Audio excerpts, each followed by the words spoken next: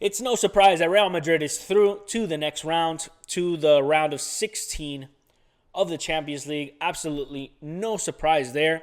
Against a Benfica that, to many, is the worst Benfica they've seen in a very long time. According to Skills, my colleague, Benfica is basically the worst Benfica he's seen in 20 years.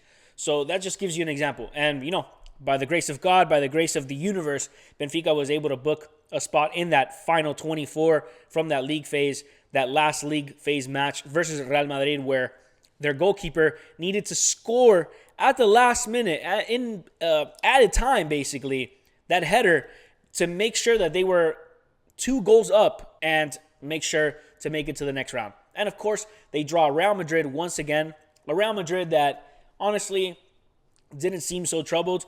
But I'm going to be honest, man. Considering Benfica scored 4 goals on Real Madrid in that last league phase match, I would have thought they would have scored more than 1 goal in the entire series. And they didn't. But, again, that's Real Madrid. Real Madrid, when they got to lock in, when they got to do elimination matches, playoff matches, especially in the Champions League, they know what has to be done. They know how to play these games. They know how to manage these games. So it's no surprise there that Real Madrid goes through. But I did expect a little bit more from Benfica. At the same time, according to Skills, again, he says that this Benfica can't attack. And it's very apparent. I saw the first half. I saw the goal for Benfica, Rafa Silva. I screamed. I celebrated that goal like I was a Benfica fan since birth. And, of course, Tchouaméni doesn't take more than 2 minutes to get it back. Terrible error by Otamendi, who gives the ball away.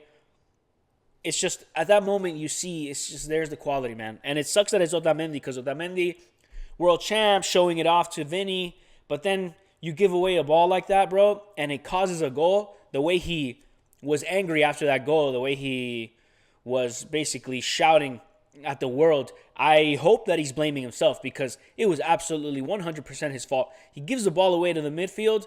I think it's to Camavinga or something like that. Gives it to the wing, to Valverde. Vinny and the attackers, Gonzalo, they draw all the defenders. Leaves a space for Tchouaméni to just kick it from basically outside the box. Absolute golazo. And when the tie was finally 1-1, only 2 minutes later, it's back to 1-0 or 2-1 rather for Real Madrid. And after that, I basically said, okay, it only took 2 minutes for Real Madrid to get right back into it. They're going to manage this game for the rest of the game. And it was like that. I think Rafa Silva had one more chance in the second half where it hit the crossbar. But besides that, man, Benfica, very bad, very terrible. Just not good enough. And for that reason, they're 24th. But I feel like, let's look really quick. Let's look at the table.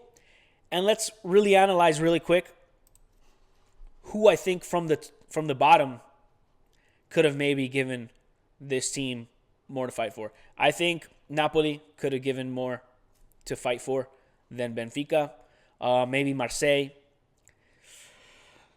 That's about it. Frankfurt, maybe. Frankfurt on a good day, maybe. Doubt it.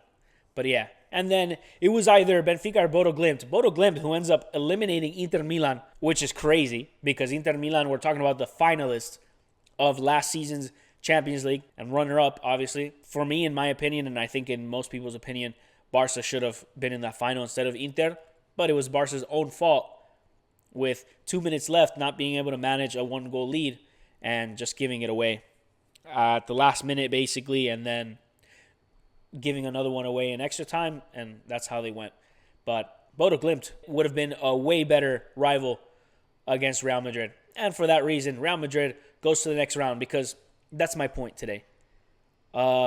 This Real Madrid is lackluster, man. This Real Madrid, if they continue to play like this, I think sooner or later they will be eliminated. Now, Real Madrid, they go against between Sporting Lisbon and Manchester City. So between those two teams, which are on the top 8, right? Sporting or City, right here. Boom. These two. Now, most of you will be saying, oh, it's going to be City, it's going to be City. They always match them up against City. I'll tell you this. If they want either of these two teams to continue for the sake of the show, for the sake of making it entertaining, all the way through, getting Real Madrid into those last phases, Real Madrid and City won't be playing against each other in this next round. I am 100% sure. And again, which is what I said last video or so. I think it was, last video with the Aleti reaction. They say that it's random. You know, the draw is random. I have a very, very high doubt that it's ever random. I think if this is an entertainment, if sporting is entertainment, which it is, it can't be super random because, you know, City and Real Madrid, City is having a resurgence in the Premier League, right? They're just so close to being in first place, topping Arsenal. And Real Madrid is Real Madrid. They're one of the most exciting, if not the most exciting team every year in European football. Why would you want these two teams eliminating each other in the round of 16? You wouldn't. So Real Madrid is for sure going to get Sporting in the next round. Let's look at the knockout really quick. Who would City get in that case? City gets Bodo Glimt or Real Madrid, right? It's going to be City versus Bodo Glimt, and it's going to be Real Madrid versus Sporting. I'm absolutely positive.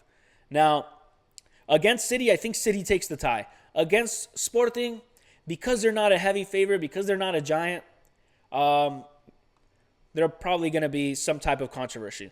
And before you say, yo, Leo, why controversy? Why can't they just win fair and square? I don't know, man. Why can't Real Madrid win fair and square? Let me ask you that question. Why can't Real Madrid ever win fair and square? And some people will say, oh, they won this tie fair and square. Really? Did they really win it fair and square? There's a lot of people, Los Futbolitos are one of the first ones that I saw, but saying, 5 games in a row that Real Madrid can win without a penalty. I'm going to add to that one. 5 games in a row, Real Madrid winning 5 in a row without having a penalty or without diving for a penalty. We're back to 0 because Vinny, in the beginning of this game, basically 5 or 6 minutes into the game, he already dived for a penalty. There was already a penalty claim, which was Otamendi crosses him. He already shot the ball, but when Otamendi gets in the way, he trips over Otamendi. Ball was already shot. And he tried to get a penalty for that. It was a penalty. You see it. You see him shouting it, penalty. It's, so let's go. 5 games in a row without having a penalty or without asking for a penalty. Let's see if Real Madrid can do it. Currently at 0. Back to what we were saying. What other controversy was there? Because the penalty was not given. Okay, I have a list of controversies. I think I'll have a list of 3. Number 1 was that dive. Number 2 was the whole thing with Vinny and Prestiani. Now, I'm not saying that Prestiani didn't say anything. And I'm not saying Prestiani, if he said something, he doesn't deserve to be suspended. That's 100%. If he said something racist, if he said something even minorly offensive, in today's day, where footballers are an example, they are idolized by kids, by anybody in general. These are idols to a lot of people. If any of them says something that is just out of hand, out of pocket, of course, you deserve to be suspended. And that's the problem with what happened with Prestiani, is that he covered his mouth, so there's definitively no proof. Although he did kind of out himself. He said, I didn't say one thing, I said another thing. I didn't say something racist, I said something homophobic instead. Either way, man, when you say something like that, you deserve to be suspended. The problem with it is that there is very little proof, man. Like, once you cover your mouth, there's essentially no proof, and that's the problem. And I think UEFA, in the end, makes the right decision because he must have said something. But the fact of the matter is, without proof, this creates a precedent.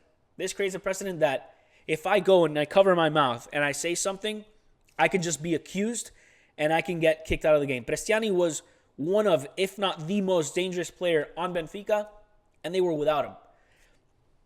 And they were without him with basically probable cause, but not full proof. And that's a little problematic. So for me, again, he said something bad. 100% he said something bad. He wouldn't cover his mouth if he didn't. Does he deserve to be suspended for saying something bad? Yes.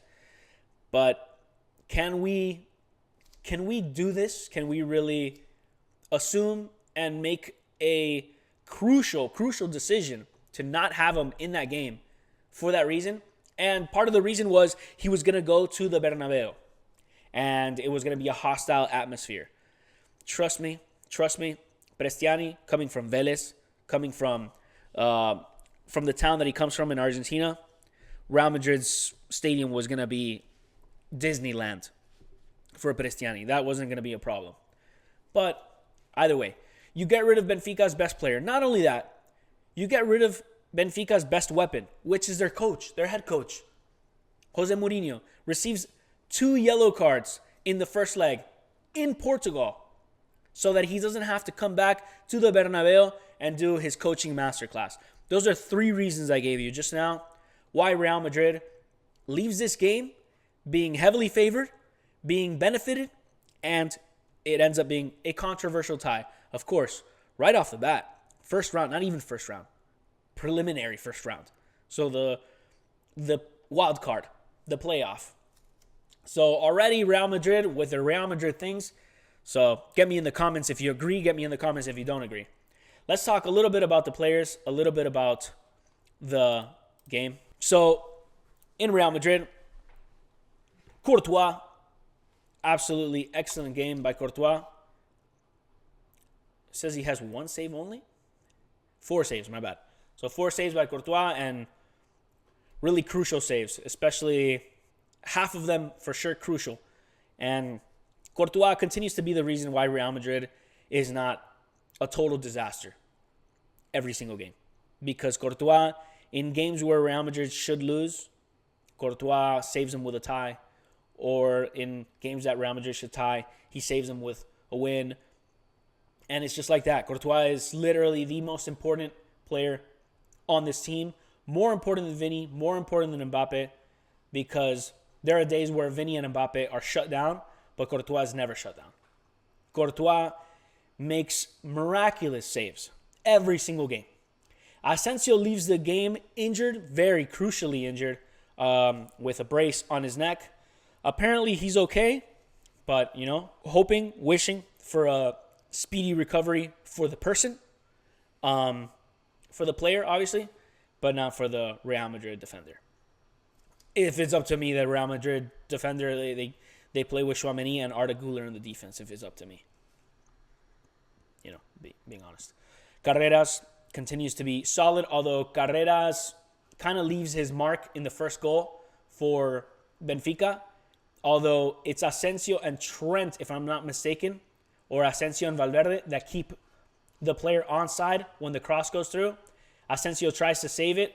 It was Asensio's fault that he's onside. Asensio tries to save it. Kicks it to Courtois, but Courtois saves it. Amazing. And then the rebound lands to Pavlidis, and he puts it away. Or to Rafa Silva, I'm sorry. And he puts it away. And techie, really techie, because he fakes the shot because Courtois was going to save that second shot too. That's how impressive Courtois is. He was about to save the second shot, and Silva, what does he do? He fakes the shot, and then he chips over Courtois after Courtois lunges for the save. Absolutely amazing. Amazing by Courtois. Rudiger, solid game, Trent, more than solid game. Trent had actually a really good play in the box. He cuts again, and finishes with his right foot, and it only goes wide. Otamendi in the way. Valverde with 2 assists. He gets the man of the match. I think man of the match for this is Courtois. But again, Valverde did it right. And if you notice in the lineup, it was these 3 players were in the midfield, and Valverde was almost playing as a right wing, left wing, and striker. If you saw the 2 videos ago, the Real Madrid video that I put up, that is it's called The Real Problem. And go check it out. It's in my videos. But if you noticed in that video, I talked about how the 2 Champions Leagues, the 2 last Champions Leagues that they won, they played with 3 midfielders, 3 attackers, and the right wing was almost always Valverde. Surprisingly, in the most important matchups of every single playoff series, including the final, it was Valverde on the right wing instead of Rodrigo. Rodrigo rarely played as the starting right wing on that team. It was always Valverde. So for Arbeloa to notice that, to analyze that and be like, okay, notes taken, it's got to be these 3 up top. So it was mostly like that. Yeah, Valverde accompanies Trent a lot, but in the middle, it wasn't so much Valverde. It was these three players. It was these three players, and then it was more of a 4-3-3 than a 4-4-2. On defense, it was a 4-4-2, granted, but on attack, it was these three attacking. Güler, solid. He gets the goal. Something about Güler, man. If you guys remember the Euro, 2024 Euro, Arda Güler it was Turkey versus Georgia. I think it was by far the best game of that Euro, surprisingly, because it's two teams that aren't going to make it to the final, but it's always those crazy teams that just really unexpected games that are just pure cinema, absolute cinema. And Güler in that game was so inspiring. And I loved him. I'm like, man, what a player that Güler is. When I see him in Real Madrid, man, and I see him celebrate goals, I don't think there's a player on this team that I hate more than Güler. I don't know what it is. It's just the minute you put on that jersey, you just make me hate you. Tchouaméni with an absolute screamer, golazo. And he's like, yo, calm down. We were only down a minute and a half. Chill. Amazing Tchouaméni. Recovering, as always, but today, an important goal. A very important goal. Showing that yeah, Chelsea might want him. Manchester United might want him. But I think Real Madrid should keep him. If I were the GM of Real Madrid, I would keep Tchouaméni, probably get rid of Güler and bring in... I'd get rid of Bellingham possibly too. Possibly. It's tough to say it, but I would... Unless you can play Bellingham as a striker, but then what do you do with Vinny and Mbappe? It's very complicated. But I would for sure get rid of Güler and bring in a really good midfielder to accompany Tchouaméni, because I think Tchouaméni is a key player for this Real Madrid. Camavinga, also, he's pure hustle. He's pure energy. I think Camavinga is a good backup midfielder, but I do think Real Madrid needs a better midfield core and Camavinga as a substitute. Valverde should always be on the wing. I don't think Valverde should be in the middle. If Valverde's in the middle, again, you need an extra midfielder. Gonzalo had a really quiet game, but Vinny didn't have a quiet game. He had that goal, which honestly, Trubin, I don't know what he was doing, man. It was such a soft place shot. It's like if Trubin were in any way, shape, or form in the right position, I think he would have easily blocked that goal. It's kind of embarrassing. On this side, I'm not going to talk about too many players. Rafa Silva with the goal and the crossbar. I expected more from Schleuder. I don't expect anything from Pavlidis. Pavlidis is the biggest choke artist I've ever seen in my life. He's always in the right position and always manages to make a mistake.